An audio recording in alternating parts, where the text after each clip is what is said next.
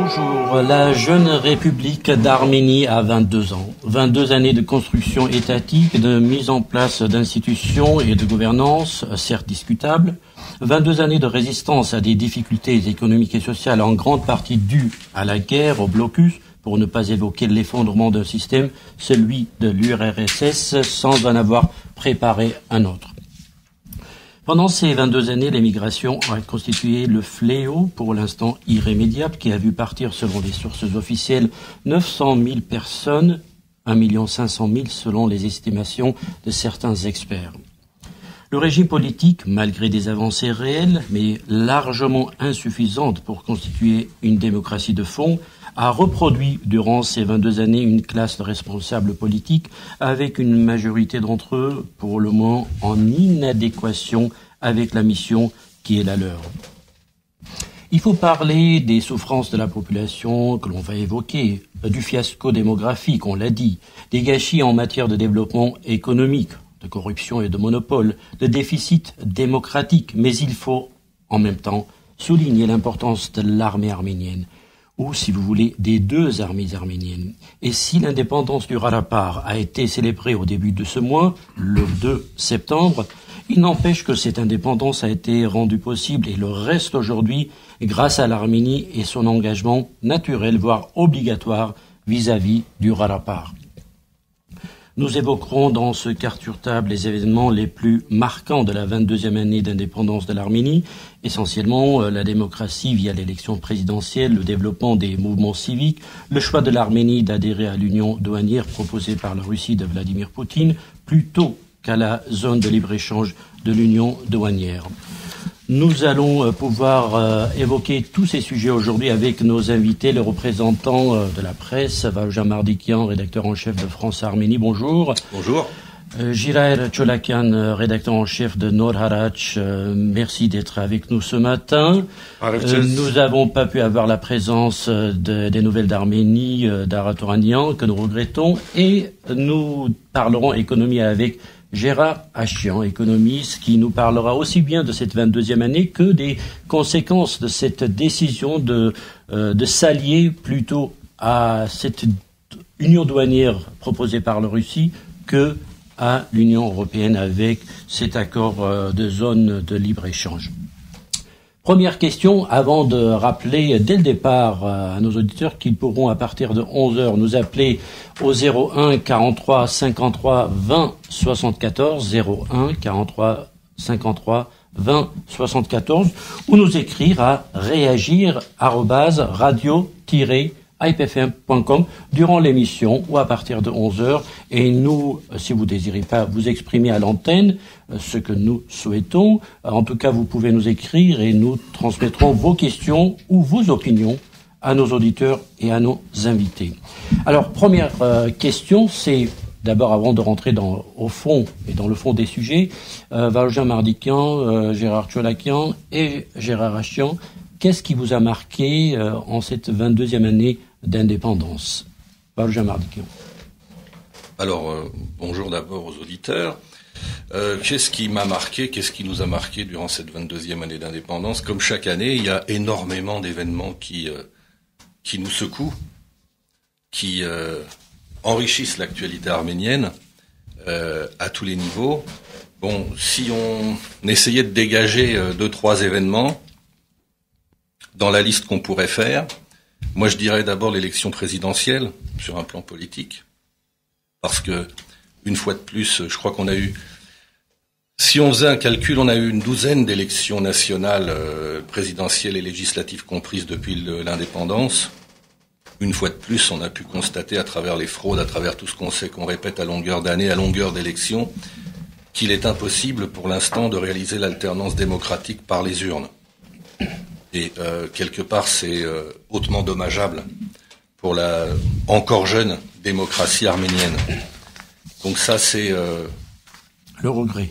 Le regret, et en même temps, regret d'abord par rapport aux faits, qui se répètent, mais regret aussi du point de vue de l'analyse, parce que nous qui sommes des observateurs de la vie politique et de la vie arménienne en général, on se retrouve contraints, par la force des choses, à chaque fois qu'il y a une élection, j'ai bien dit 11 ou 12 élections nationales depuis l'indépendance, de répéter toujours les mêmes choses.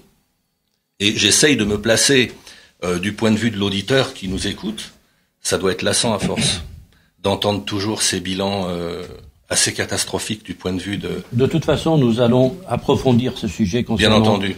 Les élections. Je dirais un autre fait marquant. Un autre fait marquant, oui.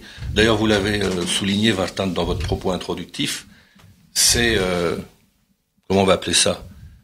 Tout ce qui concerne l'actualité de la fameuse union douanière et autour des pressions qu'exerce la Russie sur l'Arménie, d'une part, qui ne sont pas nouvelles, parce que là, Serge Sarkissian, le 3 septembre, a annoncé sa décision d'adhérer à l'union douanière, mais cette affaire, quand on suit l'actualité arménienne, dure, ces pressions de la Russie durent depuis un an et demi. Alors, pour vous, juste d'un mot pour terminer là-dessus, ce qui m'a marqué, c'est pas seulement les pressions de la Russie, c'est le fait qu'une fois de plus, comme dans beaucoup de phases décisives de notre histoire, l'Arménie se retrouve confrontée à un dilemme. Alors, la Russie on va approfondir ou l'Union européenne. Ce sujet. C'est juste ce que je voulais dire en propos introductif. Alors, juste les faits qui vous ont marqué, Gérard Cholakian. Après, on va rentrer dans les détails tout à l'heure. Ouais, moi, je me situe en tant que journaliste de la diaspora. Donc, je pense que ce qui m'a marqué, c'est cet espoir qui est né avec l'effondrement de l'URSS et la constitution de la République d'Arménie. Ça, c'est le fait le plus marquant qu'aujourd'hui, après tant de siècles d'occupation et de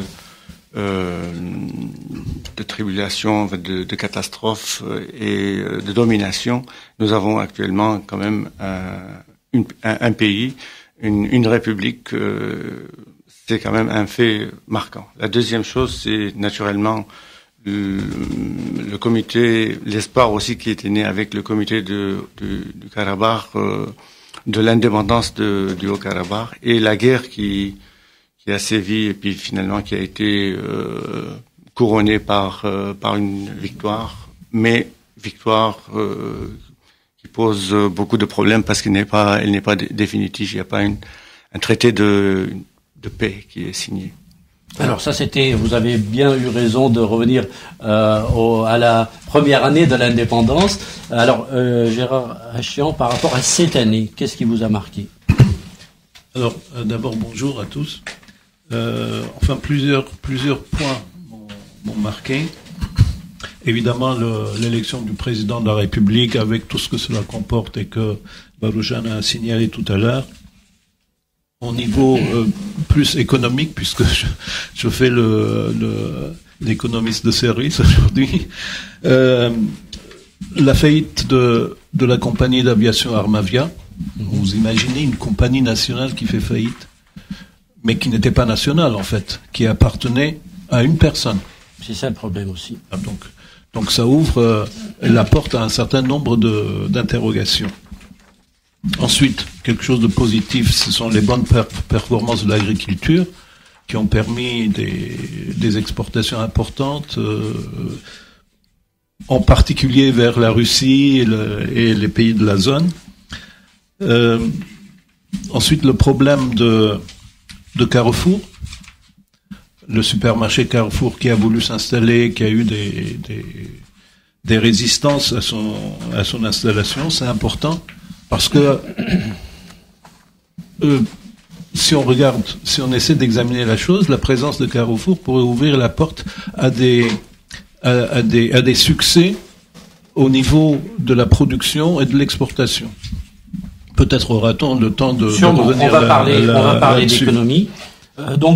Essayons d'entrer dans le vif du sujet, surtout sur ce qui concerne la démocratie en Arménie. Évidemment, on va parler de l'élection présidentielle parce que c'était une date importante, une étape importante. la démocratie, en 22 ans, qu'est-ce qu'on a pu faire? Quelle démocratie a-t-on aujourd'hui?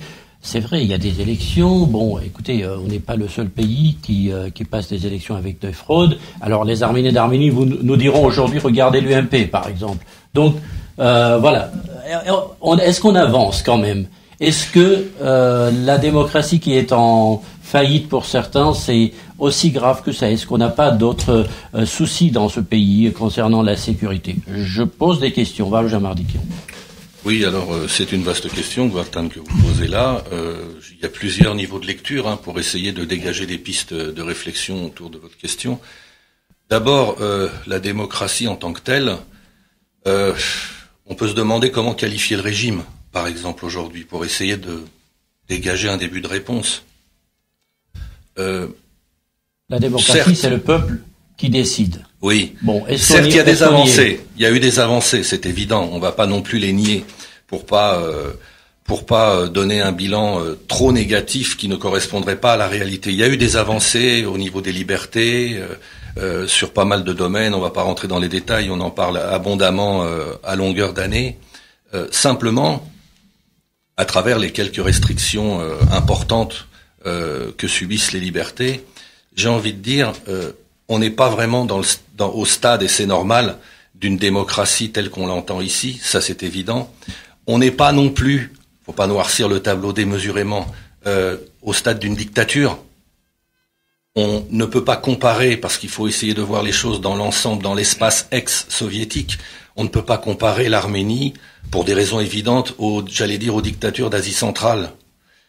Donc l'Arménie se situe peut-être à mi-chemin entre la démocratie telle qu'on la connaît ou telle qu'on la rêve, on va dire, et les régimes totalitaires qui n'ont pas encore trop évolué dans l'espace ex-soviétique depuis l'indépendance de 1991. La question est de savoir si, pour l'Arménie, Gérard Cholakian, est-ce qu'il y a possibilité de faire mieux? Parce qu'il y a un contexte, il y a un environnement, il y a des mentalités, il y a des corrélations entre le business et la politique. Est-ce qu'on peut faire mieux? On peut espérer, évidemment. Moi, je pense que pour qu'il y ait démocratie, il faut qu'il y ait une indépendance. Le pays n'est pas indépendant dans le sens où il n'est pas indépendant économiquement et il n'est pas indépendante, il est dépendante militairement de l'extérieur, c'est des grandes puissances. Et comme c'était une petite république de l'Union soviétique, donc quand elle a pris l'indépendance par défaut, parce qu'il y a eu l'effondrement de l'URSS, donc tous les pays sont devenus indépendants.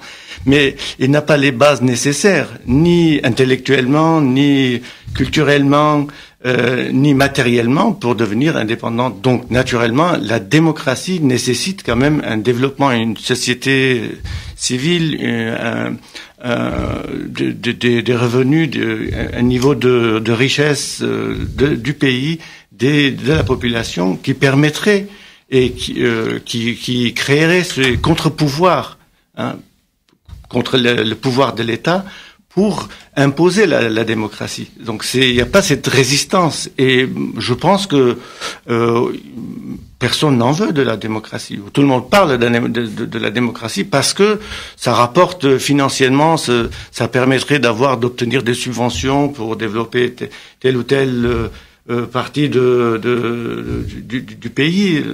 Mais en tout cas, quand vous dites que personne ne veut de la démocratie, vous voulez dire les dirigeants d'Arménie? Ben oui, bien sûr. Ça les arrange quand il n'y a pas de démocratie. Et pourtant, on a l'impression que, oui, vous avez raison, tout le monde parle de démocratie. Oui, mais personne ne l'applique. C'est parce qu'il n'y a pas les contre-pouvoirs, il n'y a pas la résistance nécessaire. Soyons précis, parce que quand on dit personne ne l'applique, c'est un peu dangereux de le dire cru comme ça. On a l'impression qu'on n'est pas dans un pays démocratique. Alors, justement, qu'est-ce qui sépare la démocratie de la non-démocratie?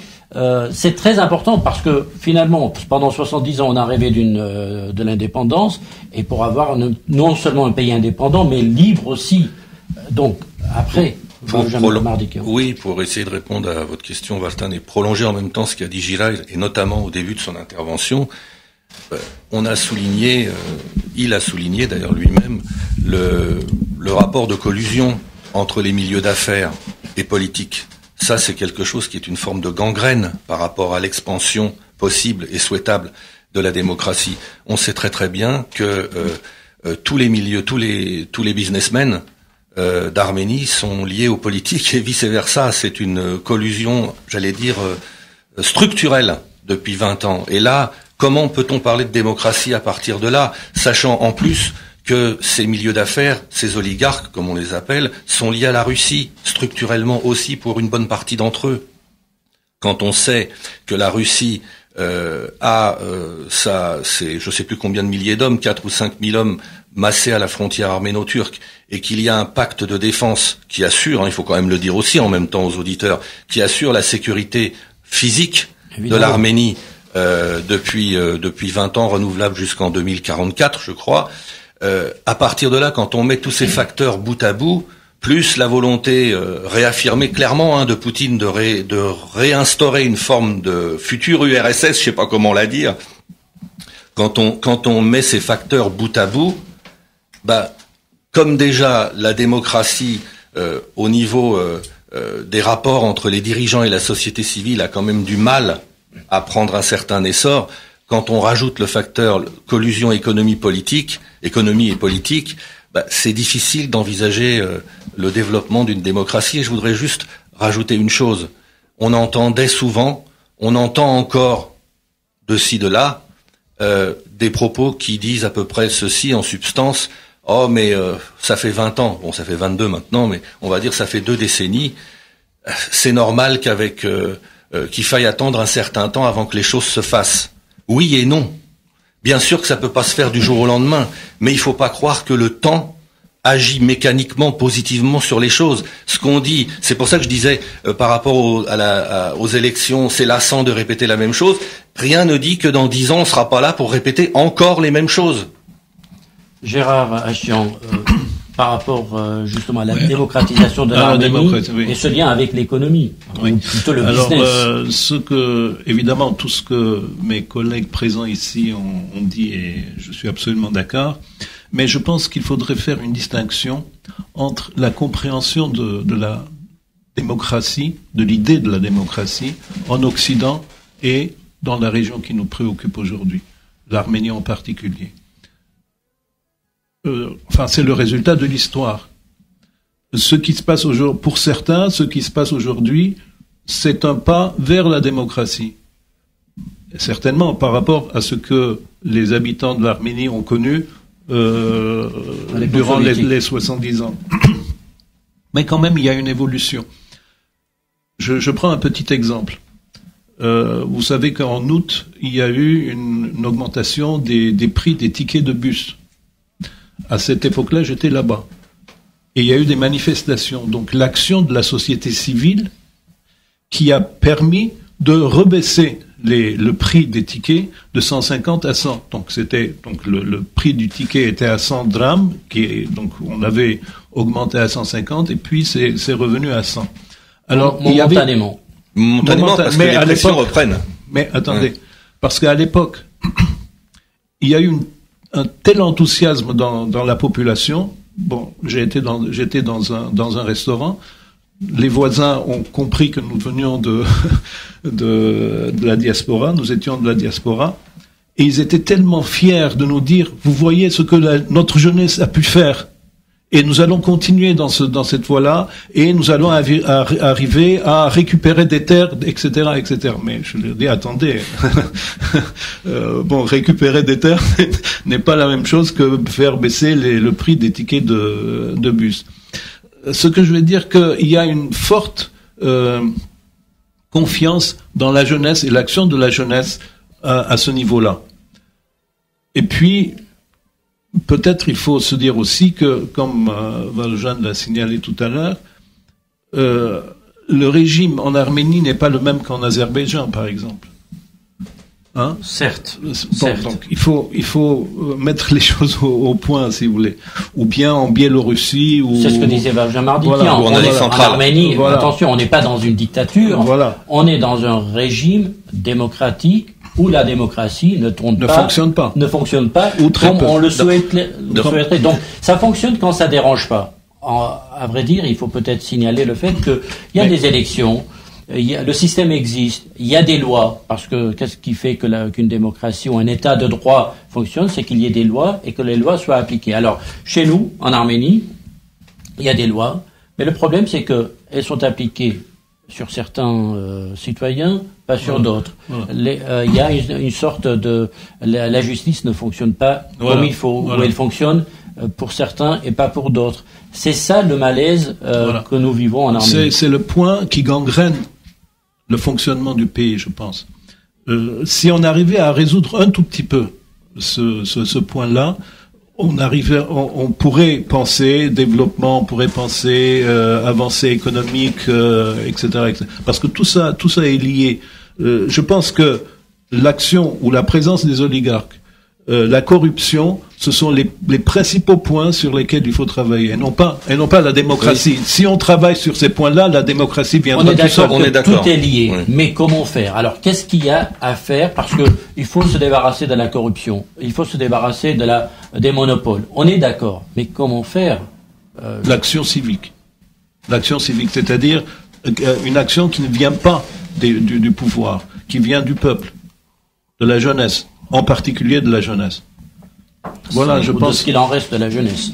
Mais non, il faut pas exagérer aussi. Non, on n'exagère pas. Il y a 1 500 000 personnes qui, en 20 ans, sont parties. Donc, une grosse partie de la jeunesse. Je ne sais pas combien sont partis, combien sont restés. 900 000 selon les chiffres officiels de l'État. Bon, entre 900 000 et 1,5 million, quand même, il y a 600 000 de oui, quand différence. Même, on parle de plus d'1 million de départs. Toutes ces statistiques. Je ne sais pas sur quelle base ils font ces statistiques. Sur les départs et les retours en Arménie. Je ne sais pas si c'est un calcul exact. Non, c'est un calcul exact. Si l'État donne des chiffres de 900 000 personnes parties pour toujours, il faut logiquement. Oui, certainement. Mais il y a beaucoup de jeunes. Il y a des estimations très. Mais malgré ça, il y a beaucoup de jeunes. Évidemment. C'est pas dans tous les cas ceux qui partent ne sont pas ceux qui auraient pu faire une action civique. C'est pas les mêmes. C'est pas sûr. Parce qu'ils ont leur raison de départ. Ce sont les gens qui sont à la périphérie, surtout qui sont à la périphérie de l'Arménie, qui sont proches des frontières, dans les villages, dans les petites villes, etc., etc. Bon, c'est pas ces gens-là qui vont faire. Alors, le mouvement. Pardon, excusez-moi. Non, je vais poser des questions parce que c'est difficile de répondre à cette question par une réponse univoque. Le mouvement civique, très bien. Vous avez eu raison, Gérard, de. Parce que j'ai vécu ça. Oui, mais c'est vrai, on l'a suivi, hein, et. Ça a l'air de rien, comme ça, le fait par la pression populaire, de faire baisser le prix des transports, mais c'est quand même un indicateur de l'évolution de la société civile, même s'il faut apporter un tempérament, on va pas rentrer dans les détails aujourd'hui, mais sur le fait que les pressions reprennent ces jours-ci, de la part des autorités, notamment d'Yerevan. Bon, bref, mais comme vous l'avez dit, Gérard, tout à l'heure. Oui, Gérard, c'est parce qu'il y a 2 Gérard autour de moi, alors je sais plus comment le dire pour que les auditeurs ne confondent pas les 2 Gérard, pardon.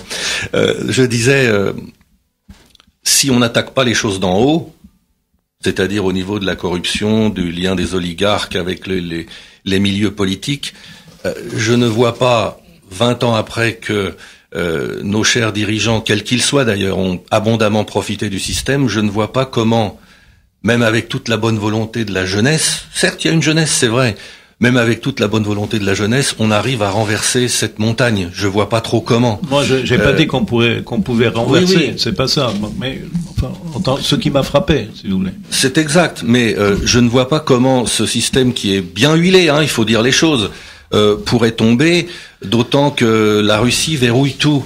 Alors, une des questions qui se posent, c'est ne faut-il pas petit à petit réussir, mais ce ne sont que des vœux pieux aujourd'hui, à faire en sorte que les États-Unis, l'Union européenne, les pays de l'Union européenne et d'autres arrivent petit à petit à s'implanter en Arménie pour que les choses soient un petit peu mieux réparties. Alors justement, quand on parle c'est une question, c'est l'une des questions. On invite les autres à venir régler nos problèmes. Ça pose un problème d'abord philosophique et politique. Et ça pose plusieurs problèmes parce que en même temps qu'on pose cette question, qui n'est qu'une question au stade actuel, on sait très très bien que la Russie est le garant de la sécurité de l'Arménie et je ne pense pas que ce soit les Européens ou les Américains qui soient capables de garantir la sécurité de l'Arménie pour des raisons assez évidentes pour tout le monde. On va revenir à la question du choix entre l'union douanière et la zone de libre-échange européenne. On va pas parler de ça, juste une remarque, indépendamment de ça.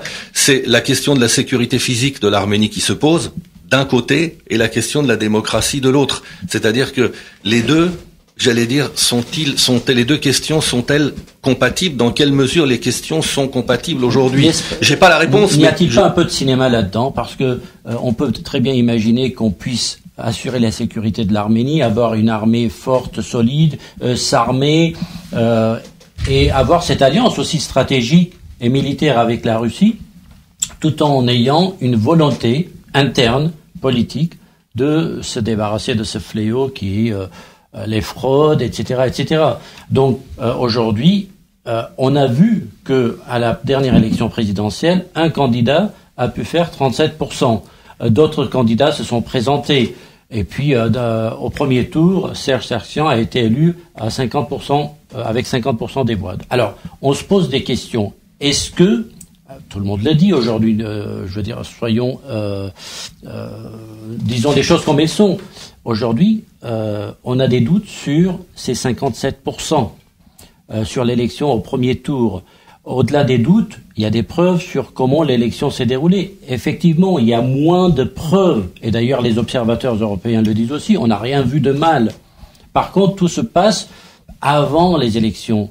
Les 10 000 trams ou les 5 000 trams sont distribués, pas dans les bureaux de vote, mais ailleurs.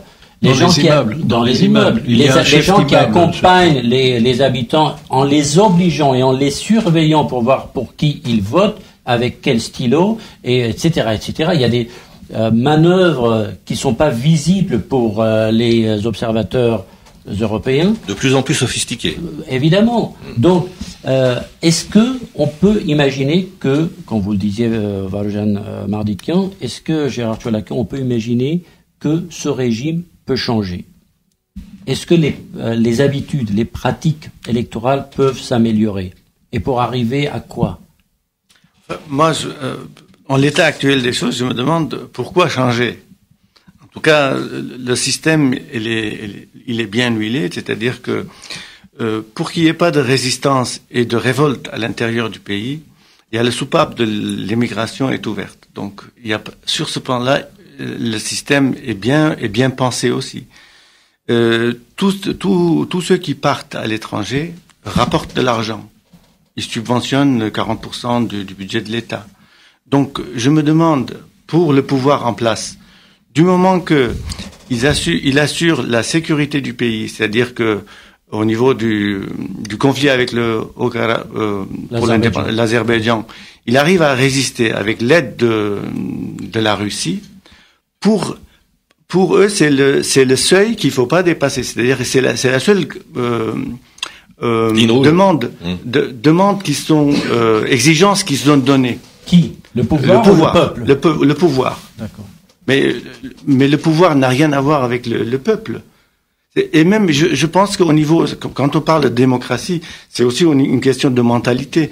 Même au sein de la population, moi aussi j'ai visité plusieurs fois. Je pense que c'est juste une question de subsistance économique qui les intéresse. C'est-à-dire que si les pays, comme au temps des soviets, si ils arrivaient à vivre normalement, ils n'en demandent pas plus. Oui, parce qu'on est arrivé si bas, on est tombé si bas qu'aujourd'hui, faire vivre une famille, ça n'est vraiment pas possible dans certaines régions. Je dirais pas qu'il y a de la famine, mais il y a de la pauvreté extrême qui a monté parce que dans les années 2007, les chiffres étaient plus ou moins positif dans le sens où il y avait 3% de pauvreté extrême, il y avait à peu près 20% de gens pauvres. Aujourd'hui, ça allait dans le bon sens. Ça allait dans le bon sens. Il y avait une évolution positive. Et depuis 2008-2009, à cause de la crise et à cause d'autres facteurs internes aussi, la pauvreté extrême est en évolution et progresse dans le mauvais sens. Alors, en ce qui concerne l'Arménie, il y a quand même une spécificité, l'Arménie, parce qu'elle a la diaspora. Et malheureusement, la diaspora non plus n'aide pas l'Arménie dans le sens d'une plus de démocratie. Il n'y a pas une exigence de la part de la diaspora pour demander des faveurs, enfin pour avoir des exigences démocratiques face à contre l'aide qu'elle fournit à l'État. Comment la diaspora peut avoir cette exigence? C'est-à-dire du moment que tous les pays occidentaux subventionnent l'État arménien, donnent des subventions contre des exigences démocratiques, des avancées dans la démocratie au sein de là. C'est ce que moi je lis. Vous pouvez lire autrement la chose. Moi je dis, excusez-moi. Moi je dis que nous, en tant que diaspora, en tant qu'organisation diasporique, nous aussi, d'abord, de porter au sein même de l'organisation, de nos organisations en diaspora, c'est cette flamme, c'est ce désir de la démocratie, et puis d'avoir des exigences quand on fait un don par quelques moyens que ce soit, de demander de faire quand même cette déclaration. Oui, mais Gérard Archian, il a raison. Comment faire? Est-ce que derrière au dos du chèque, on dit je vous donne 100 euros, mais à condition que vous fassiez des élections? Non, c'est pas au niveau individuel, mais au niveau des organisations, c'est quand il y a quand même des partis politiques qui sont engagés là-bas. Mais... Il y a des organisations humanitaires qui sont engagées là-bas. Et donc c'est de développer cette société civile. Et vous savez que l'argent récolté avec le fonds arménien à travers le monde tous les ans, les 10, 15, 20 millions de dollars, c'est du peanut par rapport à par rapport au budget de l'État, par rapport à toutes les aides qu'on reçoit. Ça n'est même pas le prix de la construction d'une route en Arménie. Donc ça, on est dans le symbolique. Un État ne joue pas avec 10 millions de dollars. On parle. Ça veut dire. C'est des milliards qu'il faut pour pouvoir avoir une influence. Si c'est une influence économique ou par l'économie. Par contre, vous avez raison et on peut en parler. Comment la diaspora peut s'organiser pour faire la révolte de l'extérieur. Pas la révolte. Hein. C'est pas une question de révolte. De pression. Oui, c'est ça. C'est d'avoir des exigences et de mettre toujours, tout le temps en avant. Que faire? Dès qu'il y a un responsable politique ou le président de la République ou un ministre qui vient en France ou aux États-Unis, par exemple, en diaspora, que faire? On est silencieux. Est-ce que c'est là qu'il faut... première chose que vous avez dit, c'est très bien, c'est l'organisation. Dans la diaspora. C'est-à-dire qu'il n'y a pas cette organisation dans la diaspora pour faire cette demande. Donc, il faut se poser la question aussi au niveau de nous-mêmes, ici. Hein. Qu'est-ce que nous pouvons faire? Parce que c'est très facile de demander au gouvernement arménien ou à la population de faire quelque chose. Mais nous, aussi, au niveau arménien de la diaspora, qui portons quand même ces valeurs et nous sommes confrontés tous les jours, même ici, au niveau de notre vie quotidienne, par le fait de la démocratie, des libertés, comment nous on peut aider l'Arménie à ce niveau-là en s'organisant, en faisant les demandes. Mais comment? Ça donc ça reste une question. J'ai pas la réponse directe, parce qu'il n'y a pas de réponse directe, surtout dans l'état actuel des choses. Je vais pas jouer au poète.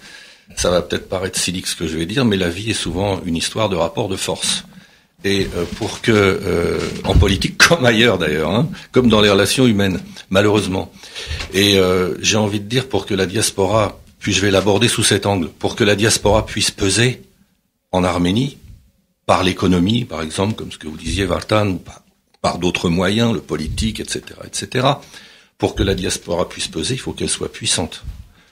Et j'ai envie de dire, là encore, je vais pas être poète, à chacun sa gangrène. En Arménie, il y a la gangrène de la corruption. En diaspora, il y a la gangrène de l'assimilation. Ça veut dire que pour que la diaspora puisse peser en Arménie, il faut d'abord que la diaspora se structure, mais ce n'est pas qu'une question de structure à la base. il faut déjà que beaucoup plus d'Arméniens se sentent arméniens au départ. Et ça, c'est un travail sur l'identité qui se fait au jour le jour et sur le très long terme. On va pas déborder très longtemps là-dessus, mais c'était juste une remarque pour dire que quand les choses ne sont pas faites pendant des décennies, aujourd'hui, quand la question se pose, on paye le travail qui n'a pas été fait. Alors, nous allons parler aussi, Gérard Jean, pour compléter ce... Oui, très cher. Je vais exactement dans le même sens, certainement, mais les élites économiques et politiques, en Arménie, ont un point de repère. Ce point de repère, c'est Moscou. Ça, il ne faut pas se leurrer. Leur point de repère n'est pas Paris, n'est pas Washington, n'est pas Bruxelles ou quoi que ce soit. Hein? Leur point de repère, c'est Moscou. Ce qui se passe à Moscou est répété exactement, copié-collé en Arménie. Donc, aussi bien en économie que en politique. Donc, je pense qu'il ne faut pas se leurrer là-dessus. La diaspora n'a pas son mot à dire dans ces choses-là. Tu as tout à fait raison, et je rajouterais, parce que tout à l'heure on l'a peut-être pas dit avec suffisamment de clarté, je sais plus. Certes, il y a le rapport de collusion entre les oligarques et les milieux d'affaires, mais clairement ça se traduit concrètement par le fait que tous les secteurs essentiels, stratégiques de l'économie arménienne sont aux mains des Russes. Et depuis 10 ou 15 ans, depuis le début certes, mais depuis la fin des années 90, début des années 2000, ça s'est accéléré, cette évolution, cette inflexion, encore plus pro-russe, s'est accélérée à une vitesse vertigineuse. Aujourd'hui, il n'y a pas un secteur essentiel de l'économie arménienne qui échappe aux Russes. Alors, nous allons rappeler à nos auditeurs qu'ils peuvent, à partir de 11h, donc dans 2-3 minutes, commencer à nous appeler au 01 43 53 20 74, ou bien nous écrire à radio-hypefm.com, et nous relaterons évidemment vos opinions ou vos questions, nous les transmettrons. Et parlons maintenant de... rapidement, on l'a évoqué, cette jeunesse, enfin pas que les jeunes, parce que dans le mouvement civique que vous évoquiez tout à l'heure, il y a aussi des non-jeunes qui... Oui, évidemment, ça s'arrête pas à un âge. Voilà. Ceux qui sont jeunes par l'esprit. Alors, qu'est-ce qu'on a réalisé réellement? C'est vrai que c'est d'abord agréable de voir qu'on sort de ce silence, de cet état de peur, mais la peur continue, en tout cas l'intimidation continue, parce que on essaye de convoquer au commissariat les activistes, on rend visite à leur domicile pour mettre la pression sur les parents. Il se passe des choses aussi négatives toujours, mais cette jeunesse, elle est là, elle se mobilise, mais pour apporter quoi? Est-ce qu'elle est organisée? Qui est-ce qui la guide? Est-ce qu'il y a un leader? Comment ça se passe? Gérard Cholakian. Alors, la jeunesse s'organise. Moi, je pense que au niveau l'Occident, enfin les pays occidentaux en général, ils favorisent cette montée, cette organisation de la société civique. En Arménie? En Arménie, naturellement. C'est-à-dire qu'ils savent... Par quel biais? Par des subventions, par des aides à la démocratie, au renouvellement de systèmes d'information, par des stages. Donc, ils ont quand même beaucoup de moyens, parce qu'il y a les ambassades qui ont aussi leur aile culturelle, et donc que ce soit au niveau de toutes les ambassades, en commençant par les États-Unis. Ils savent que le système est verrouillé, comme Gérard Astian l'a souligné, au niveau politique et militaire, c'est le là est donné par la Russie.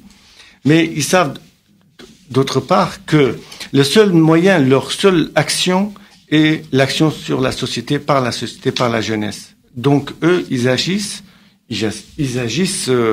par ce biais-là pour changer la donne et les orienter un peu en leur faveur. C'est la lecture que moi j'ai de l'extérieur. Oui, mais quand même, ces jeunes sont en train, qu'on l'a vu avec le jardin, là, Mashtots, l'année dernière, ils ont obtenu une victoire quand même.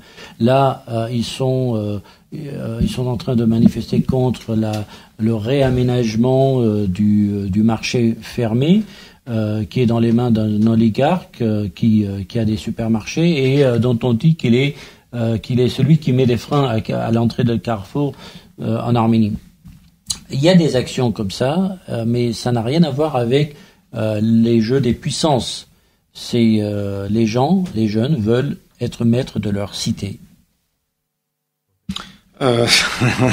Bien sûr que les jeunes veulent être et puis les révoltes de 68 même ici, donc il y a quand même la jeunesse, elle est un grand contre-pouvoir pour changer un peu la donne, pour avoir plus de démocratie, plus de liberté et plus de justice. Mais en tout cas, quel est leur moyen d'action? C'est ça qui est aujourd'hui, quand il y a la pauvreté qui guette. Eux, souvent, ils sont diplômés, mais qui n'ont pas d'avenir et donc ils sont confrontés à un système très rigide et il faut que, naturellement, c'est leur pays, ils sont prêts à agir, mais il y a quand même ils sont butés à ce régime et c'est très donc ils ont besoin d'aide. Et moi, je trouve que on leur donne cette aspiration à la démocratie. Même les dirigeants en parlent. Même la Constitution, elle est inscrite ça. Mais pratiquement, ils sont seuls. Ils sont seuls. Et le seul pays ou les seules institutions qui les aident, c'est les puissances occidentaux. Donc, avant de prendre l'appel de notre auditeur, Gérard Hachian, pour terminer sur cette partie-là. Non, ce que je voulais dire, c'est très bien ce que dit Gérard Cholakian, mais cette action des ambassades des pays occidentaux n'est pas neutre. C'est pas pour le bien de l'Arménie ou de la jeunesse arménienne qu'il faut. Non. Mais c'est pas neutre. Pourquoi? Parce que ces pays veulent arracher l'Arménie de cette zone russe. Il a raison. C'est tout. C'est pas pour le bien de l'Arménie. Non, mais c'est ce que j'ai dit. Non, mais c'est bien de le redire à nos auditeurs. De toute façon, on n'est pas en désaccord là-dessus. Mais pour donner un exemple de ce que vient de dire Gilles, faut quand même voir, et on va pas aborder le sujet maintenant, au sujet de l'union douanière entre l'Arménie et la Russie. Dans les négociations entre l'Europe, l'Arménie, la Russie, cette espèce de triangle entre les trois blocs, on va dire, ou pays, on a eu des informations selon lesquelles, dans les négociations arméno-européennes, l'Europe suggérait que la Russie sorte ses 4 ou 5 000 hommes de la frontière arméno-turque. Mais faut pas rêver. Si l'Europe espère qu'en suggérant cela, la Russie quitte la frontière arméno-turque, mais ce n'est même pas un stade, on n'en est même pas au stade du vœu pieux. Faut pas oublier une chose, et j'en terminerai par là, que pour la Russie, l'Arménie, c'est un pion absolument essentiel. C'est le pion qui, au niveau géopolitique, permet la jonction Est-Ouest, permet la jonction Nord-Sud et Europe-Asie, quelque part. Ça veut dire quoi? Ça veut dire que lorsqu'on écoutait les officiels russes, et c'est pas une interprétation ce que je vais vous dire, hein, c'est une pure citation. Lorsqu'on écoutait les officiels russes il y a quelques années parler de l'Arménie, ils disaient, je cite, en tant que poste avancé de la Russie dans le Sud-Caucase, l'Arménie est plus importante pour nous, Russes, qu'Israël ne l'est pour les Américains. Fin de citation. Donc, nous passons aux appels des auditeurs et nous prenons le premier appel. Allô? Allô? C'est à vous. Bonjour, messieurs. J'ai écouté avec beaucoup d'attention votre débat. C'était intéressant, mais voilà. Ça fait presque depuis 1965 que je suis tous les événements, tout ce qui se passe, les manifestations, les 24 avril, et c'est là. Le mot a été lâché tout à l'heure, organisation. Organisation, moi je pense que dans le diaspora, n'existe pas dans notre vocabulaire. Je suis désolé, je suis dur, et je pense qu'un jour on aura un bon leader, qu'on appelle ça un dictateur ou un démocrate, parce que les deux lettres commencent par D, qu'on puisse sortir de de cet enfer, et faire une organisation, qu'on soit derrière ce leader, comme un seul homme, qu'on puisse faire quelque chose. Voilà, de positif. Merci beaucoup. Merci pour votre appel. Et c'est vrai que tout le monde se plaint de la mauvaise gestion de la diaspora, le fait de ne pas avoir une vraie vision. Ce problème existe. Donc l'auditeur le souligne à son tour. Nous avons un deuxième appel. Allô, je vous entends pas. Nous vous entendons. Je vous entends pas très bien, moi, en tout cas. Alors, la parole est à vous. Vous pouvez parler. Oui, écoutez, je crois que je vais dire à peu près la même chose que le précédent auditeur. Je crois que la diaspora a son mot à dire. Les Juifs le font bien face à Israël, sans hésiter. Il faut que la voix de la diaspora apparaisse et que le silence de notre diaspora se fasse entendre, que les contestataires savent qu'on les soutient.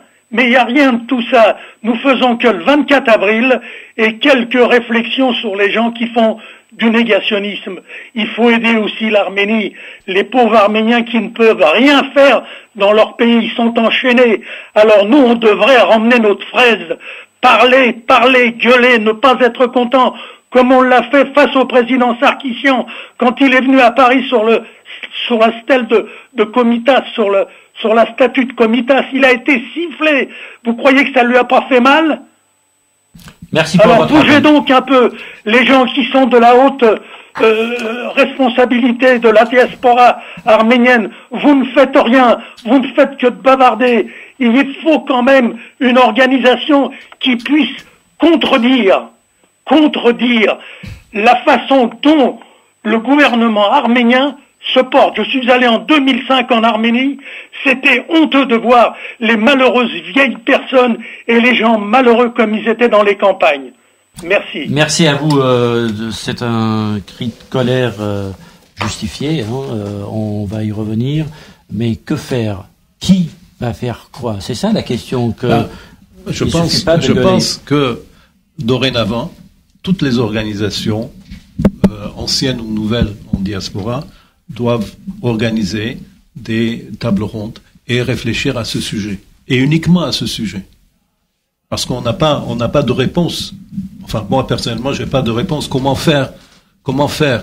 Donc, je pense que c'est un point clé pour les 10, 20 ou 30 ans à venir. Vu les obstacles, effectivement, il n'y a pas de réponse qui sortirait d'un chapeau. Il n'y a pas de réponse. Comme ça, c'est pas possible.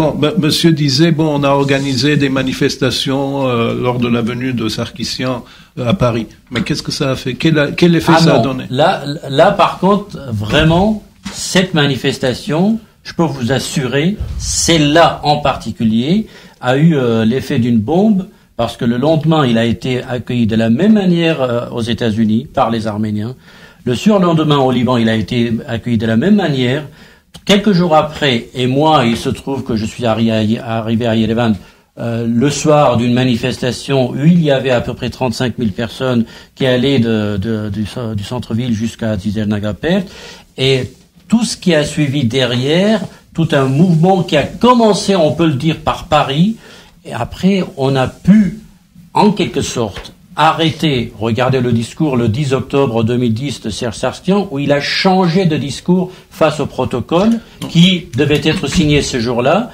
Ensuite, 3 mois après, la Cour constitutionnelle qui prend la décision pour dire que voilà l'interprétation arménienne des protocoles, des choses qui sont inscrites dans la constitution arménienne.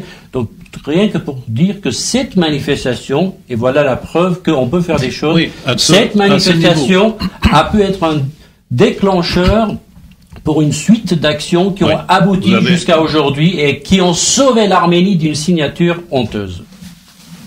Vous avez raison de souligner ceci, mais ce que je veux dire, une manifestation pour ou contre cet accord avec l'union douanière, pour ou contre l'union douanière qui se fait à Paris, en quoi ça va influencer la décision de Sarkissian ou du gouvernement? Non, le sujet de l'auditeur, c'était pas forcément sur le choix entre l'Union soviétique, entre la Russie et l'Union européenne.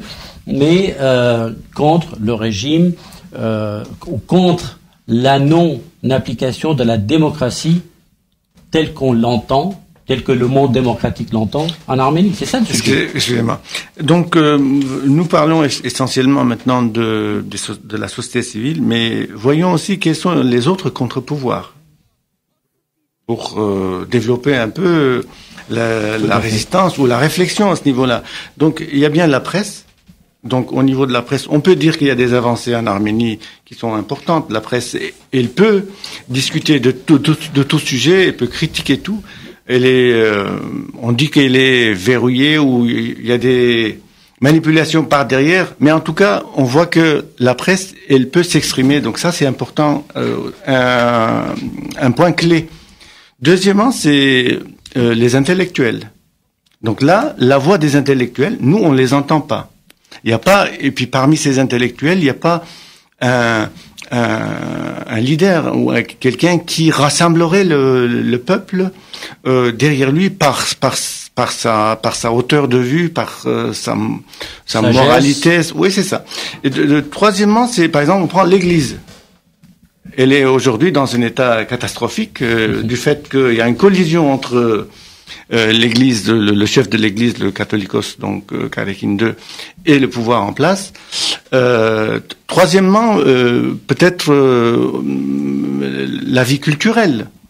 Hein. Là aussi, je pense que on le sent pas, on sent pas une avancée. Tout ce qui est présenté au niveau de la vie culturelle, c'est plutôt des expositions de vitrines. Pour faire beau. De l'événementiel. Voilà. Mais il y a rien qui travaille la société de l'intérieur, pour avoir une vision critique de la situation.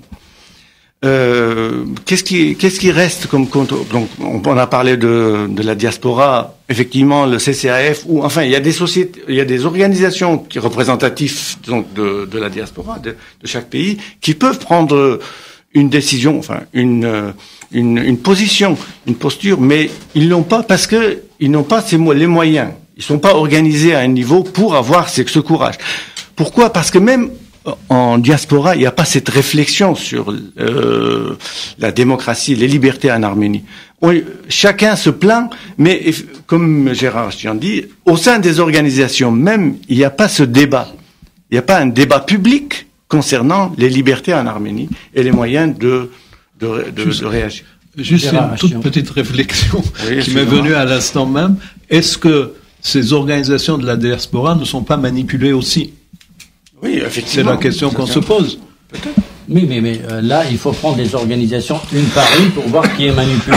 Je sais pas, en gros, donc, voilà, justement, c'est une question qui ne vient pas d'une réflexion, mais là, le problème, c'est que si on prend en gros, c'est une accusation très, très forte et qui, je sais pas, je me pose la question. Voilà, qui est pour certains inadmissible, mais vous avez bien raison de le souligner parce que il faut garder par rapport à l'Arménie et par rapport, au pouvoir en Arménie, non pas à l'Arménie, une certaine distance pour avoir cette liberté d'action, de réflexion et d'influence que vous évoquiez tout à l'heure. Alors, on va parler de ce grand dossier qui est le choix entre l'union douanière qui est proposée par Vladimir Poutine et ces négociations qui ont quand même duré 3 années, des négociations assez fortes et très approfondies, puisqu'on nous dit, avec l'Union européenne, l'Arménie a bouclé tous les chapitres qui lui sont proposés, contrairement à d'autres pays comme l'Azerbaïdjan,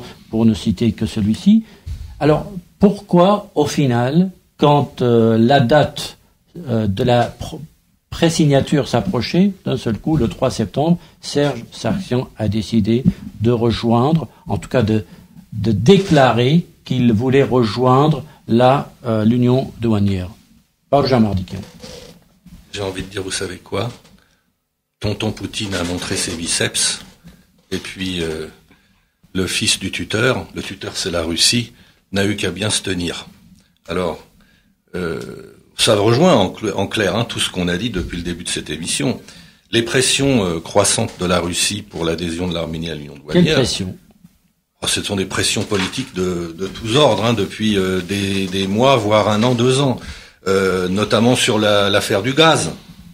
On a vu que le gaz avait brusquement augmenté il y a quelques mois, et on a très vite compris, à travers les informations qu'on recevait, les recoupements qu'on faisait, que cette affaire du prix du gaz, de la subvention pour compenser l'augmentation du prix du gaz en Arménie, était un moyen de pression, un chantage, appelons un chat, un chantage pour pousser l'Arménie à adhérer à l'union douanière et à s'écarter de l'accord d'association avec l'Union européenne. Encore une fois, quand tous les milieux d'affaires qui sont en collusion avec les milieux politiques sont liés à Moscou, quand la sécurité de l'Arménie est liée, pas essentiellement, totalement à Moscou, aussi bien au niveau de la frontière arméno-turque que de l'adhésion de l'Arménie au traité de sécurité collective, qui est une sorte de mini contre-OTAN dans la zone ex-soviétique. Quand tous les secteurs stratégiques de l'économie arménienne sont aux mains des Russes, comme on l'a dit tout à l'heure, l'accord d'association il devait être signé en principe fin novembre à Vilnius. Alors, on peut se demander, mais pourquoi ça tombe comme ça d'un seul coup, début septembre, le 3 je crois, alors que les négociations, les pressions, etc., durent depuis 1 an ou 2 ans. Ils pouvaient pas attendre les Russes, ils pouvaient pas plutôt précédemment pousser l'Arménie, si on va le dire les choses comme ça, à annoncer cette adhésion à l'union douanière. Mais j'ai envie de dire, en élargissant le propos, vous savez, en géopolitique, il y a un concept qui s'appelle l'arc de crise. L'arc de crise, c'est quoi? Concrètement, pour ce qui nous concerne, les Arméniens. C'est le concept qui veut qu'il y a 3 régions du monde qui sont interconnectées. C'est-à-dire, quand il y a une crise dans l'une, ça a des incidences sur les autres. Automatiquement, tôt ou tard. Ces 3 régions, ce sont les Balkans, d'un côté, l'ensemble Caucase, Asie centrale de l'autre, et le Moyen-Orient. Alors moi, j'ai remarqué une chose. Je suis à peu près sûr que de toute façon, entre aujourd'hui ou entre le début septembre et le 29 novembre, la Russie aurait obtenu ce qu'elle voulait, c'est-à-dire l'annonce par l'Arménie de l'adhésion à l'union douanière. Mais vous n'avez pas remarqué un fait étrange, c'est que l'annonce tombe le 3 septembre, c'est-à-dire en pleine crise syrienne. En pleine crise syrienne, durant laquelle, encore une fois, tonton Poutine a montré ses biceps jusqu'à faire taire Obama ou jusqu'à faire reculer Obama. Alors si tonton Poutine arrive à faire reculer Obama, je vois pas comment Serge Sarkissian pourrait faire autrement que d'accepter cette adhésion à l'union douanière et de l'annoncer. Le fait que l'annonce se fasse le 3 septembre, pas qu'elle se fasse, mais qu'elle se fasse le 3 septembre, c'est un message envoyé au monde par Poutine, en disant il y a certaines chasses gardées, il y a certains endroits du monde où c'est chez moi, et même Obama, tout Obama qu'il est, il pourra pas faire ce qu'il veut là-bas. Autrement dit, la notion d'arc de crise, c'est il se passe quelque chose en Syrie, paf, l'effet collatéral en Arménie, on l'a tout de suite, avec l'annonce de Serge Sarkissian. Alors, puisque nous donnons la priorité à nos auditeurs, nous allons prendre un nouvel appel. Allô? Allô? Oui, bonjour. Bonjour, Paracès. Rametsek. Շանթ Ոսկերյանը խոսողը Փարիզի հայկական վերածնունդի ներկայացուցիչը Գուզեմ ասել թե այսօր արդյոք ով ունի հավես դոնելու համար Հայաստանի 22-րդ դարեթարցը անկախության Այսինքն մենք դարիներ շարունակ սփյուռքի մեջ բորացինք, գանչեցինք ազատ անկախ միացյալ Հայաստան եւ այս էր մեր ուզած Հայաստանը Այս էր Հայաստանը որ 22 տարվան ընթացքին ինչպես որ ասեցիք 1.5 միլիոն մարդ երգիրեն դուրս կացած է այսինքն աս մեր իբրև թե ղեկավարներու կողմէ կորզատրված 3 նախագահներու կողմէ կորզատրված ցեղասպանություն է մեր ժողովրդին հանդեպ բայց այսօր մեջ նաև սփյուռքը իր հանցանքը ունի ինչու որովհետև 22 տարի է մենք չենք պայքարում Հայաստանի մեջ դեղի ունեցած ընդրագեղձիկների եւ չնդրված 3 նախագահների թեմ այլևս մինչեւ երբ պիտի շարունակենք մինչեւ երբ պիտի հյուրասիրենք նախագահը կամ արտգործնախարարը չգիտեմ ինչ սփյուռքի մեջ իրենց արչեւը գարմիր քորք պրելով հերիք է պետք է սփյուռքը ըմբռնում ունենա թե միայն իր ցայներով է որ թերևս կարողանա Հայաստանի մեջ համագարկի փոփոխություն ստեղծել Պետք է սփյուռքը ոտքի ելնա, քանի Հայաստանի այսպես կոչված վարչագահի անդամները վստահ եմ որ ավելի ուշադրություն գնեն սպյուրքեն երացայինին, քան թե Հայաստանի մեջի փոփոխությունն։ Շնորհակալություն. Donc, en 2 mots, notre auditeur dit, encore une fois, pourquoi, depuis 22 ans, la diaspora ne s'est pas mobilisée pour faire face et rejeter, protester contre l'élection des 3 présidents que nous avons eus en Arménie. Donc, Gérard Tcholakan, vous vouliez répondre? Je voulais juste dire réagir. Réagir. Non, d'avoir s'il y a une question derrière qui animerait un peu le débat, c'est finalement il vient souligner ce que nous disons depuis le début. Voilà, c'est ça. En tout cas, moi, personnellement, je pense qu'en ce qui concerne la zone douanière, enfin l'union douanière et la zone de libre-échange. Donc, le choix de l'État arménien n'avait pas un choix. Mais en tout cas, il avait intérêt à négocier avec ces 2 partenaires, disons partenaires, on peut dire, donc ces 2 puissances, en sachant bien que finalement c'est la Russie qui dicte les rapports de force et ses intérêts. Mais c'est très important pour l'Arménie de négocier avec l'Union européenne. Parce que l'Union européenne, c'est un vache à lait important.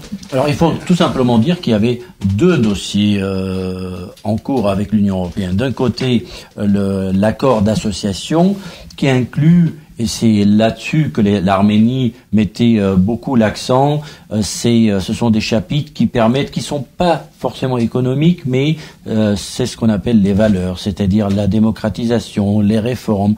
L'Union européenne dit, si vous appliquez ces réformes-là, si vous appliquez et vous mettez en exécution ces chapitres-là, à ce moment, nous pouvons passer à l'étape supérieure, et c'est là qu'il devait y avoir c'est ce que vous appeliez tout à l'heure l'argent qui allait tomber sur l'Arménie. Et d'ailleurs, selon Gérard Achian, vous pouvez nous en dire davantage. Quels seraient justement les bénéfices économiques de l'alliance plutôt avec l'Union européenne que avec si vous voulez, avant ça, j'aurais 2 remarques, s'il vous plaît.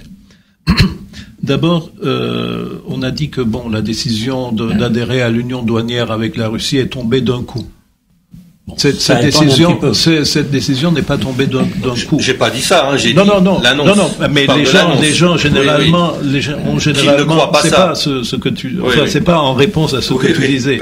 Mais les gens ne sont pas conscients que des négociations ont commencé en 2011. Avec la Russie. Oui. Avec la Russie. Donc D'ailleurs, pour compléter le tableau, on vient d'apprendre que le Premier ministre arménien, il y a quelque temps déjà, a mis en place une commission secrète, personne n'en savait, on vient d'en savoir un peu ces jours-ci, une commission qui négociait justement avec la Russie cette adhésion à l'union douanière. Donc cela veut dire qu'avec l'Union européenne, les choses se passaient d'une manière donc c'était à la connaissance et à la portée de tout le monde. Plus ou moins. Voilà. Plus ou moins. Non, je parle pas du contenu de l'accord dont on ne savait pas grand-chose. Il faut dire aussi. Voilà. Mais les négociations étaient ouvertes et non secrètes. Par contre, avec la Russie, on vient d'apprendre que parallèlement, il y avait il y avait des négociations parce que l'Arménie avait participé en 2011 à une réunion de la CEI où on a parlé de libre-échange et que l'année d'après, le Parlement arménien a ratifié pas l'accord, mais ces négociations. En 2012, il y a eu un groupe de travail qui a été créé en 2012, pas aujourd'hui, donc comme vous disiez, pour assurer les chances d'accession à cette union douanière. À la fin de l'année, le 21 décembre 2012, le président Sarkissian a parlé à la télévision russe pour dire que annoncer cette évolution. Et le 10 avril 2013, un mémorandum a été signé par le président lors de la présence en Arménie du président de la Commission économique eurasienne. Ça, c'était le tournant, ça. Donc c'est un mémorandum, en fait. En fait, la décision ou l'annonce de la décision le 3 septembre, c'est la prolongation ou la conclusion de tout ça. Voilà. Donc, et que on n'en parlait pas, la presse n'en parlait pas, on ne parlait que des négociations avec l'Union européenne. Là, donc, avec les négociations avec la Russie n'étaient pas connues, ou le document n'était pas connu, le document des négociations avec l'Union européenne n'était pas connu aussi. On ne sait pas ce qu'il y avait dedans. Et en particulier au niveau sécuritaire, ce que Jeanne a signalé tout à l'heure, au niveau donc de la présence des gardes russes sur la frontière, et au niveau du Karabakh aussi. Oui, évidemment. Parce que, alors, il me semble que nous avons un auditeur en ligne. Nous allons prendre notre auditeur et puis nous allons poursuivre cette discussion. Allô ? Allô ? Oui ? Oui, bonjour. Bonjour, c'est à vous. Écoutez, moi simplement, je voudrais vous dire, Tchitchekian l'appareil, je voudrais simplement vous dire que, est-ce que l'Arménie a le choix ? Parce qu'on parle toujours Europe, Union douanière, mais l'Arménie n'a pas le choix. Ce qui compte, c'est sa sécurité. Et sa sécurité, c'est les troupes des Russes en Arménie. Est-ce que vous croyez que l'Europe bougera un seul doigt si un jour l'Arménie est attaquée? Pas du tout. Donc il n'a pas le choix, il est obligé d'obéir aux Russes. Et tous les intérêts des Russes sont en Arménie. Donc on ne peut pas choisir. Il n'a pas le choix, il a fait le meilleur choix. Maintenant, je vais vous dire une phrase de Khrouchtchev. La Russie est un ours. Quand un ours s'assoit, il ne bouge plus. C'est une phrase que j'ai entendue de la bouche de Khrouchtchev. Voilà. Donc, merci, on peut toujours discuter Europe, on peut toujours discuter Union douanière. Pour l'instant, l'Arménie n'a pas le choix. Merci, messieurs. Merci à vous. Vous avez absolument nous allons arriver à ce point très important concernant la sécurité, mais aussi le Karabakh. Alors, juste une remarque à nos auditeurs que les appels téléphoniques sont arrêtés puisqu'on arrive presque à la fin de cette émission. Et pour dire que, est-ce que le fait que la Russie ait vendu à hauteur de $1 milliard des armes à l'Azerbaïdjan, c'était une opération commerciale parce que la Russie aujourd'hui, elle aussi, $1 milliard, c'est pas mal, c'est un gros montant et c'est un pays qui vit avec du gaz, du pétrole et puis de la vente d'armes. Donc c'est une industrie qui doit bouger. Mais est-ce que c'était en même temps une pression sur l'Arménie pour dire que si vous rejoignez l'Union européenne, sachez que j'ai encore $3 milliards de contrats avec l'Azerbaïdjan que je vais respecter et que je vais leur vendre du matériel très lourd. On nous parle d'une arme très sophistiquée qui est capable de faire des dégâts extraordinaires en cas d'utilisation. C'est pas le Jean Mardikian. Oui, pardon. C'est évident. Tout à l'heure, on a dit, je sais plus qui, c'était moi ou quelqu'un d'autre, peu importe, que les pressions étaient de différentes sortes, de différentes natures. Il y a eu la pression ces derniers mois sur toute l'affaire de l'augmentation du prix du gaz en Arménie, qui était visiblement liée aussi, de facto, à l'histoire de l'union douanière, l'histoire des ventes d'armes, bien sûr. Et si on élargit la question à l'affaire du Karabakh, vue de Moscou, une nouvelle fois, la stratégie de Moscou est, je pense, sur l'affaire du Karabakh suffisamment clair. En gros, c'est la prolongation du statu quo, tout en maintenant une sorte d'équilibre instable. Parce que les pressions sur l'Azerbaïdjan, les pressions sur l'Arménie, que vous soulignez, Vartan à juste titre, à travers les ventes d'armes à l'Azerbaïdjan, de temps en temps, elles se font aussi dans l'autre sens, à travers d'autres facteurs, comme les facteurs ethniques en Azerbaïdjan, où de temps en temps Moscou, de façon assez, entre guillemets, subtile, j'allais dire, encourage par en dessous certaines minorités dont l'explosion pourrait porter atteinte à l'unité du pays. Bon, ce que je veux dire, c'est qu'elle garde un équilibre instable entre les deux pour pouvoir continuer. C'est ça l'affaire du Karabakh du point de vue de Moscou, et c'est Moscou qui est le patron dans cette histoire, une fois de plus, pour pouvoir continuer à garder un levier sur les deux parties, Azerbaïdjan et Karabakh. Je citerai juste une chose.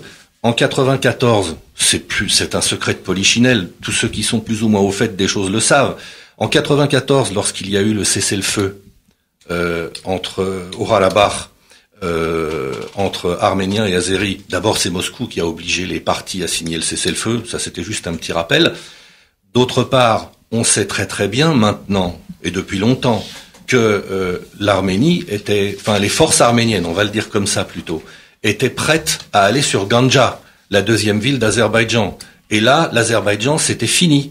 C'est-à-dire que c'était le démembrement de l'Azerbaïdjan qui attendait les dirigeants de Bakou. Et en plus, en maîtrisant l'accès à la Koura, le fleuve de la Koura, on coupait le lien entre l'Azerbaïdjan et la Géorgie. Autrement dit, si l'Arménie était allée au bout de cette, entre guillemets, logique, l'Arménie devenait le maître du Sud-Caucase, et sans doute pour longtemps. Seulement, l'Arménie était en panne d'armes, et Moscou n'a pas voulu livrer les armes nécessaires aux forces arméniennes pour qu'elles s'emparent de ces territoires. Ça veut dire que la relation russo-arménienne est basée sur une forme d'équilibre tutorial, si on peut le dire comme ça. Moi, je suis ton tuteur. Moi, c'est Moscou qui parle à Yerevan. Si tu vas dans le droit chemin, c'est-à-dire l'alliance avec la Russie, on continuera à t'aider, mais sache que notre alliance est aussi contrôlée par des facteurs géostratégiques qui dépassent notre relation pure. Alors, nous allons en fin d'émission, Gérard Hachian, quand même dresser un petit tableau des bénéfices et de tout ce qu'on pouvait gagner ou perdre avec l'Union européenne. C'est-à-dire qu'est-ce qu'on gagne aujourd'hui, puisque le choix est déjà fait, c'est terminé, en attendant que les autres acceptent l'Arménie au sein de cette union douanière. Hein, c'est pas terminé. Là encore, il y a un processus, il y a des négociations, il y a juste le souhait, la détermination de rejoindre l'union douanière. Mais pour l'instant, on ne rejoint rien du tout. Il y a un processus à accomplir. Qu'est-ce qu'on y gagne sur le plan économique? De la part de la Russie, il y a des promesses. Il y a des promesses d'une aide de 470 millions de dollars pour développer et moderniser les chemins de fer arméniens. D'ailleurs, 100 millions de dollars ont été avancés par la Banque de développement eurasiatique, encore sous domination russe, pour ce projet. Ça, c'est un premier point. Alors, quels sont pour l'instant les pays qui font partie de cette union douanière? Il y a la Biélorussie, la Bélarus et le Kazakhstan. Trois pays. Trois pays. Alors, l'Arménie serait le quatrième pays. Juste d'un mot, pardon, sans vouloir vous interrompre, la controverse au niveau économique et géographique, j'allais dire, portait, on va dire les choses comme ça, sur le fait que des trois pays ou des deux pays autres que la Russie, Biélorussie et Kazakhstan, comme tu l'as dit, qui font partie actuellement de l'Union douanière, l'Arménie est différente en ce sens qu'elle n'a pas de frontière avec la Russie. Ça, il faut le préciser à l'intention des auditeurs. Ni d'ailleurs avec l'Union européenne. Non plus. Ni d'ailleurs avec l'Union européenne. Bon, ça c'est une première promesse. Une deuxième promesse, c'est le fonctionnement de la centrale nucléaire et la construction d'une nouvelle centrale. La poursuite du fonctionnement de la centrale actuelle et la construction d'une autre centrale. La réduction de 30% du prix du gaz. C'est aussi une promesse. Donc politique et économie sont complètement liés. Donc cette baisse du prix du gaz entraînerait une augmentation de 1% du taux de croissance du PIB. Ensuite, la reprise des activités de Naïrit et la construction de l'oléoduc, et on imagine que une fois que cet accord sera signé, les entreprises les entreprises russes établies en Arménie moderniseront leur structure, leur matériel, etc. Et parce qu'il y aura une motivation politique. Non pas uniquement pour faire des gains, ça aussi c'est important.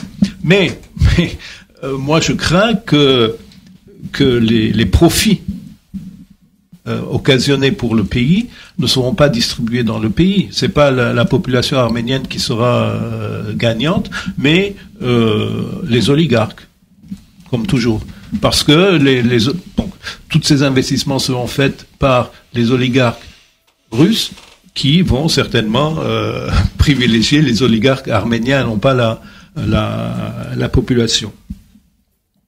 Il y a un autre phénomène aussi, c'est que l'entrée de l'Arménie dans cette union facilitera l'émigration des Arméniens vers la Russie. Il n'y aura pas de barrières administratives, etc. C'est vrai que les Arméniens qui vont en Russie envoient de l'argent. Il y a des transferts des Arméniens de Russie qui sont très importants, qui représentent 80%, si ce n'est plus, des transferts. Ça dépasse le 1 milliard de dollars annuellement. Voilà. Et puis, il faut tenir compte... Mais il ne faut pas prendre ça comme oui, certainement. Un point positif. Non, le j'ai fait pas dit que les Arméniens... Non, j'ai pas dit que c'était positif, donc j'énumère des faits. Il faut aussi tenir compte du fait qu'il y a entre 2 millions et 2 millions et demi d'Arméniens en Russie. Et donc, on ne sait pas comment pèse cette communauté arménienne en Russie dans ce genre de négociations ou de décisions. Mais ça veut dire en tout état de cause d'une phrase qu'il y a pratiquement autant d'Arméniens en Russie qu'en Arménie aujourd'hui. Voilà. Si ce n'est plus. Si ce n'est plus, oui. C'est très difficile de donner un chiffre concret. Donc, il y a quelques jours, ils ont inauguré une église à Moscou qui, paraît-il, est quelque chose de... Bon.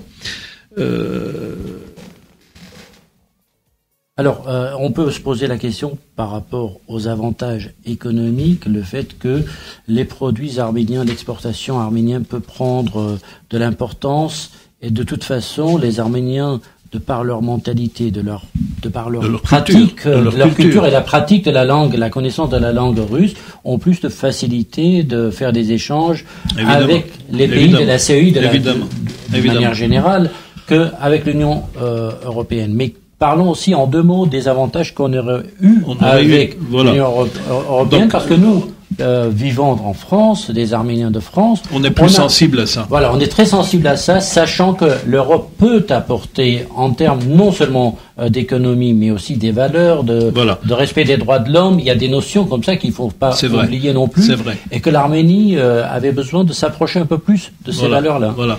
Alors, c'est pour cela que j'ai mentionné, ou bien je vais mentionner les réformes en premier. Donc, c'est le principal apport de l'Union européenne, le rapprochement des Arméniens aux normes européennes, démocratie, pluralisme, protection des droits de l'homme, intégration dans un système moderne, etc., etc. Le libre-échange, le libre-échange aussi, c'est le deuxième point qui augmente le volume des échanges et qui est une chose prouvée statistiquement bénéfique pour un pays. La promotion des exportations. Les produits arméniens seraient entrés plus facilement sur les marchés européens. Mais ça ne veut pas dire aujourd'hui que les marchés européens sont fermés face aux produits arméniens. Non, mais les produits arméniens paient un droit de douane. Tout à fait. Mais donc, il n'y aurait pas eu ce droit de douane et les produits arméniens auraient été plus compétitifs. Alors, on se pose aussi la question de savoir si on rejoignait l'Union européenne avec cet accord de zone de libre-échange. Mais de toute façon, on allait continuer à exporter vers la Russie, le Kazakhstan. Oui, certainement. Voilà, encore beaucoup plus. Beaucoup plus. Union douanière. Tout ça, c'est sur le papier, donc il n'y a rien de... Parfois, on nous vend cette union douanière comme étant, la solution de sauvetage pour l'Arménie, alors qu'on est la solution de sauvetage, c'est la qualité des produits. Ces produits seront achetés sur les marchés européens lorsque ils sont de même qualité que les produits européens fabriqués en Europe ou d'autres importations européennes. Donc c'est, en fin de compte, sur les marchés, c'est le consommateur qui choisit. Donc si l'importateur importera les produits d'Arménie, s'il y a une demande de ces produits, c'est tout. Donc surtout dans un régime de libre-échange. Donc, mais par contre, il y a un petit bémol. Non, attendez. Entre 2014 et 2021, il y aurait eu des investissements énormes de la part de l'Union européenne en Arménie. Énormes. À hauteur de 700 millions de dollars par an. Mais pourquoi? Pour aider l'installation de la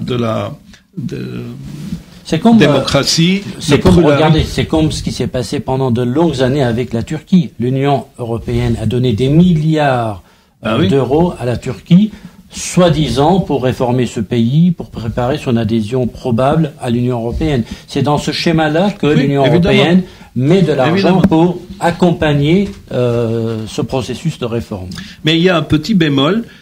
Selon une étude, l'adhésion à l'Union européenne aurait entraîné des pertes aussi au niveau du secteur de l'agriculture et de l'agroalimentaire, très probablement à cause de la concurrence des produits européens, des produits agricoles européens. Et comme l'agriculture n'est pas à la hauteur en Arménie au niveau qualité, évidemment, les Arméniens auraient acheté des produits européens plutôt que arméniens. Moins cher.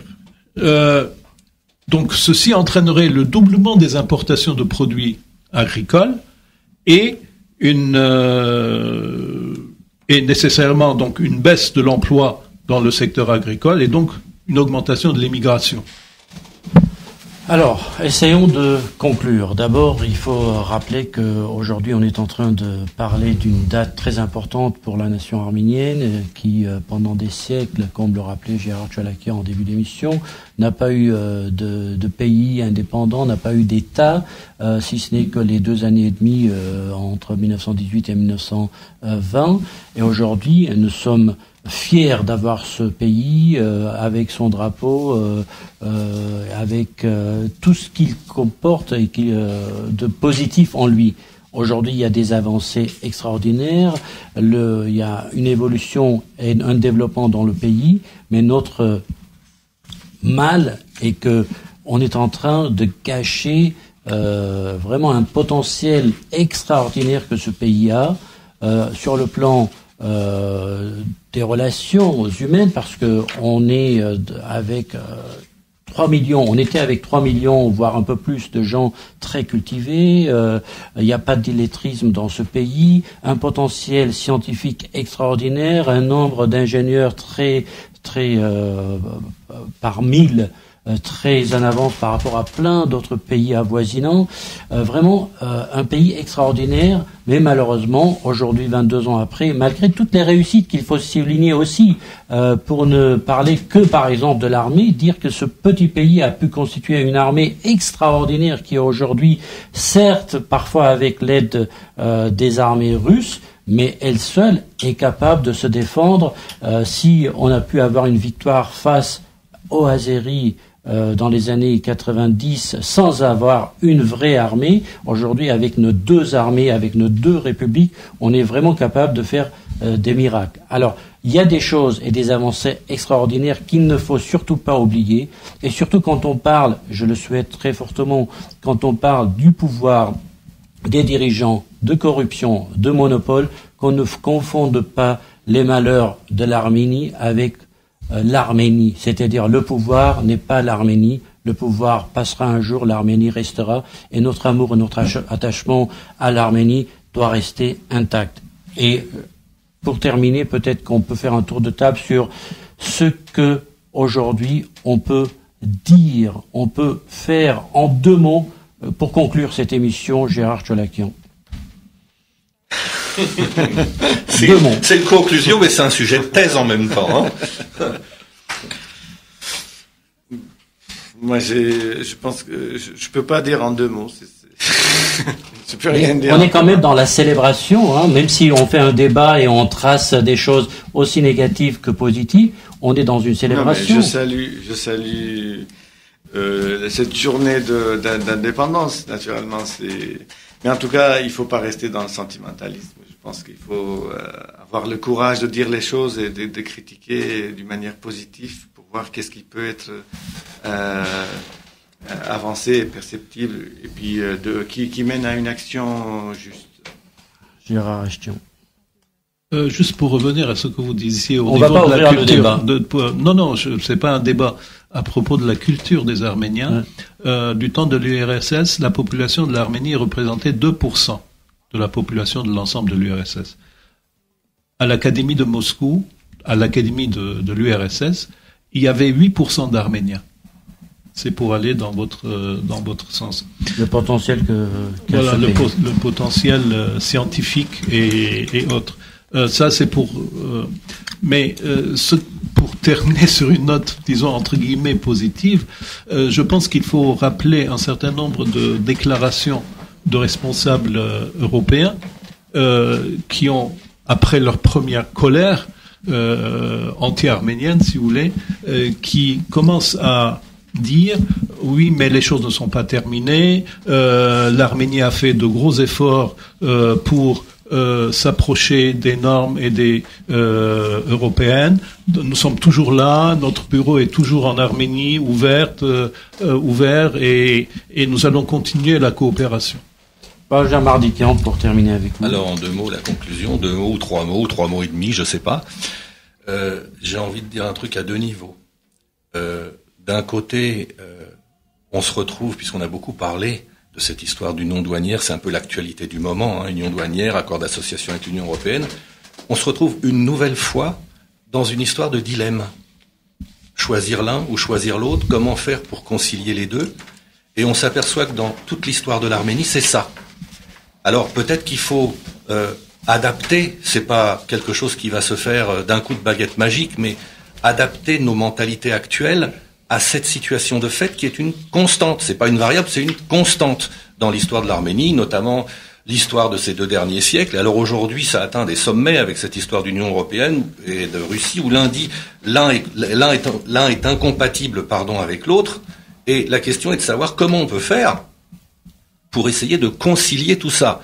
J'ai juste un exemple. Lorsqu'en 2004 ou 2005, je sais plus, l'Union européenne a déclaré, à travers ce qu'on appelait à l'époque la nouvelle politique de voisinage, la zone du Sud-Caucase comme zone d'intérêt stratégique, paf, 2 semaines après, l'OTAN a dit exactement la même chose. Autrement dit, la puissance militaire patronnée par les États-Unis. Et on se retrouve toujours dans des situations où des puissances antagonistes très fortes essayent de prendre le contrôle de l'Arménie parce que l'Arménie est un nœud. Et donc, étant un nœud, elle est au point de contact de différentes forces, au point de contact de différents pôles de domination. Et la question est de savoir comment tout cela peut interagir ou agir sur notre mentalité à nous. Et deuxième niveau de lecture, pour terminer rapidement, ici en diaspora, puisqu'on parlait de la jeunesse tout à l'heure d'Arménie, ici en diaspora, on se plaint, et à juste titre, au sein des institutions dont certains auditeurs nous parlaient tout à l'heure, de la désaffection des jeunes. Peut-être qu'il faut aussi travailler dans leur direction en essayant de leur inculquer toutes ces valeurs qui sont des valeurs d'analyse, de réflexion, de distanciation, pour que ce ne soit plus l'affect qui domine dans notre relation à l'Arménie, mais j'ai envie de dire aussi bien dans notre relation à nous-mêmes. Merci, messieurs, pour votre présence aujourd'hui, pour célébrer à notre manière l'indépendance de l'Arménie. Je rappelle que désormais, nos émissions sont filmées et sur notre site www.radio-ipfm.com, tout en bas de la page, vous allez découvrir les nouvelles émissions, toutes nos cartes sur table qui seront désormais filmées et présentes sur notre site internet. N'hésitez pas aussi de nous écrire à réagir@radio-ipfm.com avant chaque émission, durant l'émission, pour que votre opinion et votre voix soient aussi portées à l'attention de tous. Merci à vous tous et à la semaine prochaine. Au revoir. Au revoir.